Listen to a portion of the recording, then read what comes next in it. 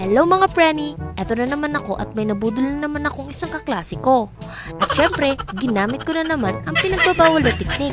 Syempre, niyaya ko siya pustahan. Ang sabi ko, kung sino ang pinakamababang score sa summative, siya ang manlilibre. Kaya, alam ko nang mayayari. Ang aking mga plano is success. Sinubuan ko pa nga siya para hindi nagtampo.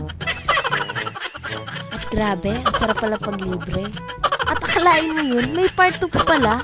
Siyempre, hindi tatanggi ako. At ayan na nga yung part 2, kakain kami ng balot. Grabe guys, ang sarap nitong suka. Tapos nag-cheers kami. O diba? Ang sarap. At etong kaibigan ko, tawang-tawa, hindi makamove on sa naamoy na putok kanina sa room. Kaya mga sis, may mga galit sa akin dyan sa room. Magbago na kayo. Love, love lang. At baka kayo naman masunod mabudol ko. Katulad nito.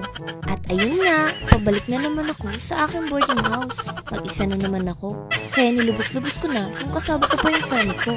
Kaso bigla kami napaisip, periodical test na pala bukas. At pagka-uwi ko, nag-ready agad ako. O diba, parang addict lang. O, legend lang may alam yan. Like and share. Uy, be, follow mo ako, be. Ewan ko sa inyo, matutulog na ako. Good luck na lang bukas kung umeffect yung review ko.